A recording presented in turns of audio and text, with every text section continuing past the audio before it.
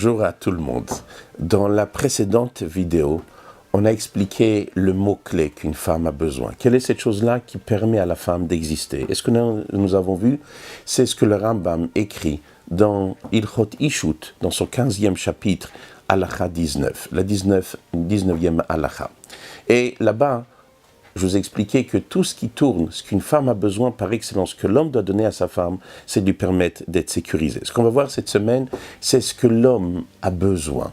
Ce qui fait que l'homme va être son identité, et si on touche à cette chose-là, de la même manière que si on touche à la sécurité de la femme perd son équilibre, alors lorsqu'on va toucher à ce point-là de l'homme va perdre son équilibre. Et comme je vous ai dit la semaine dernière, dans chaque chose, lorsqu'on aborde quelque chose, il faut qu'on trouve le point, le mot-clé à travers lequel la chose s'exprime. Et là, dans la halakha, on trouve un mot extraordinaire, quelque chose qui est même choquant, qui est même effrayant. Le Rambam rapporte dans cette 20e halakha concernant comment une femme doit regarder son mari, il dit comme Sar, comme un prince, que mot Meler, comme un roi. Waouh, c'est magnifique, mais est-ce qu'il n'y a pas quelque chose un peu de bizarre dans cette manière? Et là je vous demande vraiment de bien écouter ce que je veux dire, c'est quelque chose de très simple, mais d'important. Chaque personne, étant donné que, comme je vous ai dit, a un rôle. Et un rôle va être l'émanation d'un état d'âme. L'état d'âme d'un homme dans une maison est qu'il est responsable. Il est responsable de tout ce qui doit se passer. Il a le rôle de la responsabilité. Et puisqu'il a le rôle de la responsabilité, alors il doit être dans un état d'âme de cette responsabilité. La halakha préconise, la Gemara nous dit que dans une maison, s'il y a un problème, le fautif, c'est le père. Dans une ville, s'il y a un fautif, alors c'est le gouverneur de la ville. Et si dans un pays, il y a un fautif, alors c'est le roi qui est fautif. C'est-à-dire, la notion de Sar et de Meller n'est pas simplement le roi, vive le roi. C'est sûr, vive le roi. Mais ce n'est pas sur ça qui nous intéresse. Ce qui nous intéresse, c'est quel est son statut. Le statut du roi est celui qui est le lève, celui qui est le cœur d'une situation, le cœur de son peuple, celui qui porte la responsabilité, le tracas de son pays. Et c'est pour cela qu'une femme, un homme, lorsqu'il est dans une maison, il doit comprendre qu'il est le responsable de tout ce qui doit se passer à l'intérieur de cette maison. Et lorsque la femme ne regarde pas son mari avec de tels yeux, alors c'est pas simplement qu'elle ne le regarde pas, il perd son identité. De la même manière que si l'homme ne sécurise pas sa femme, la femme n'est plus. Alors lorsque l'homme n'est pas regardé comme un Sar, comme un Meller, et je vous répète, ce ne sont pas mes mots, je ne me serais pas permis de redire de tels mots, si ce n'est pas la Torah qui le dit. Et comme je vous ai dit dans la vidéo précédente, on n'est pas en train de parler de psychologie humaine, je suis en train de vous parler de ce que la Torah nous parle. Et quand on parle de la Torah, c'est ce qu'Akadosh Baruch Hu a créé le monde, c'est-à-dire Akadosh Baruch Hu, lorsque Dieu a créé le monde, il a mis des principes. Alors aujourd'hui, nous avons un vrai problème.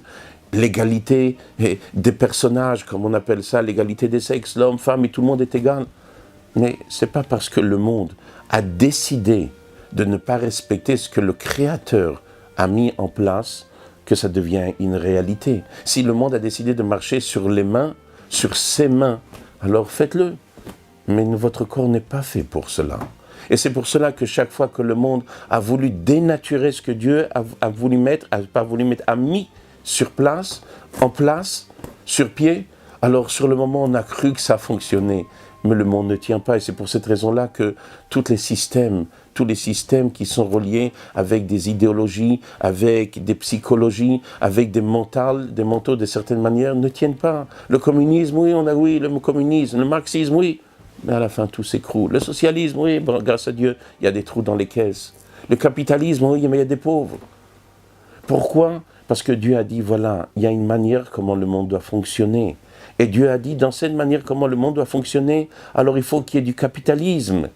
Et ce capitalisme, c'est Ani Ve'achir, la Torah parle de riches et de pauvres. Oui, il faut qu'il y ait la possibilité qu'un homme puisse avoir des capitaux. Et la Torah dit, oui, il faut qu'il y ait du communisme. Ve'afta l'ereacha kamora. Il faut aimer ton prochain comme toi-même.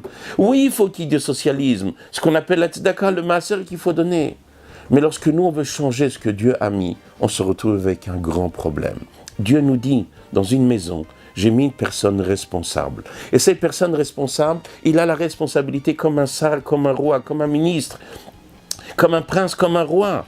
Et si la femme ne veut pas le regarder comme tel, alors lui va perdre son identité. Et si lui va perdre son identité, alors on va se retrouver avec le problème, le boomerang, le retour. La femme ne sera plus sécurisée. Donc aujourd'hui, un homme, et lorsque vous allez écouter la majorité des hommes, de ce qu'ils se plaignent, oui, ma femme ne me respecte pas, oui, ma femme m'écoute pas, oui, quand je parle, mais c'est ça le problème. Alors, vous allez dire, oui, mais grave, j'accepte à dire à mon mari, roi, prince, toutes les beaux mots, mais il n'assume pas. Khazak, vous avez raison, c'est vrai que peut-être il n'assume pas, c'est vrai qu'il se défile, il se sauve de ses responsabilités, mais l'intelligence n'est pas de remplacer l'irremplaçable. Essayez de vous imaginer si quelqu'un a un problème, a besoin d'éteindre un feu. Comme dit le rabbi, on a besoin d'éteindre un feu. Il n'y a pas d'eau. Il dit, alors apporte-moi de l'huile, je vais éteindre le feu. Mais parce que je n'ai pas la bonne chose, alors je peux la remplacer avec n'importe quoi. Un homme n'arrive pas à voir avec ses yeux, alors il veut voir avec ses oreilles. Les oreilles sont faites pour entendre, ne sont pas faites pour voir. Le mari n'assume pas sa responsabilité. Il ne veut pas être le roi dans la maison, il ne veut pas être ce prince dans la maison. Alors dans aucun cas la femme ne peut pas le remplacer parce qu'une femme, par excellence en identité, a besoin d'être sécurisée. Et lorsqu'elle veut être ce bouche-trou, elle veut boucher tous les trucs que son mari ne fait pas, alors chaque fois qu'elle voudra boucher un trou que le mari n'assume pas, elle va se détruire à elle. Mais pas simplement qu'elle va se détruire à elle, elle va empêcher son mari d'être ce qu'il a besoin d'être. Son travail à elle, et au contraire, de le pousser à être ce qu'il a besoin d'être. Alors, ça prendra un peu plus de temps, parce qu'évidemment, c'est beaucoup plus facile que lorsqu'un homme doit assumer quelque chose et faire quelque chose, il ne le fait pas, je le remplace. Mais est-ce que ça, c'est la manière de faire? Imaginez-vous ces femmes qui n'ont pas envie de se prendre la tête lorsque les enfants grandissent et on doit leur enlever la couche et ils font un peu partout et des fois sur eux, on les met sur le pot, ils se lèvent, ils font après par terre ou ils font dans leurs vêtements, la femme dit non, moi je veux pas me casser la tête, elle laisse son enfant avec une couche, il a 8 ans, il est toujours avec sa couche. Mais ça fait partie de notre travail. On a besoin, lorsqu'on éduque un enfant, lorsqu'on pousse un enfant à être ce qu'il a besoin, il y a des moments où il fait des bêtises, comme ces petites filles qui disent « Maman, je vais t'aider à mettre la table de Shabbat. » Alors c'est sûr que lorsqu'elle va m'aider, elle va faire tomber certaines choses. C'est sûr qu'elle va faire couler certaines choses. C'est sûr qu'elle va même casser certaines choses. Mais ça fait partie de l'apprentissage. Il faut que les femmes comprennent que lorsque le mari n'assume pas, dans aucun cas, on n'est pas là pour le remplacer. Il faut qu'on l'aide à prendre sa place. Alors ça prendra un peu plus de temps. Ça sera un peu plus difficile.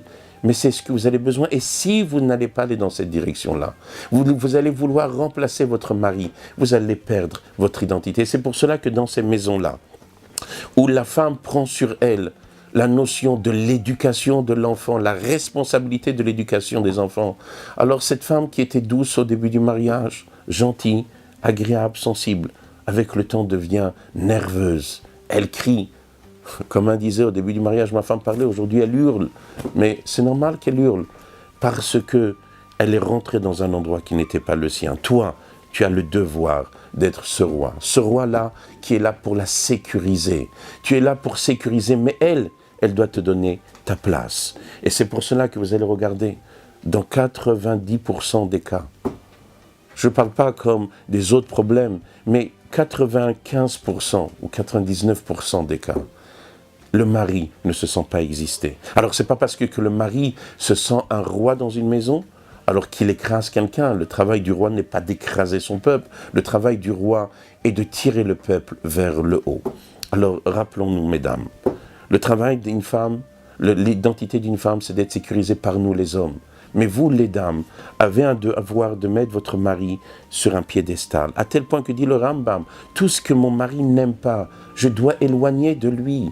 Pas comme les femmes disent, ah mon mari, il n'aime pas telle chose, c'est pas grave, je l'ai fait. Mais comment tu fais quelque chose à ton mari qui n'aime pas? Tu es en train de lui faire perdre son identité. Et lorsque le mari perd son identité, alors il vire. Il tourne de la même manière que la femme perd son identité lorsqu'elle n'est pas sécurisée, lorsque le mari ne se sent pas un sar, un prince, il ne se sent pas un maître dans sa maison, il vire, il perd son identité. Et là, soudainement, on entend de sa bouche des mots durs. Et là, soudainement, on voit un comportement qui n'est pas jusqu'à même chas v'shalom, lever la main sur sa femme. Comment toi, le gentil, tu lèves la main sur ta femme?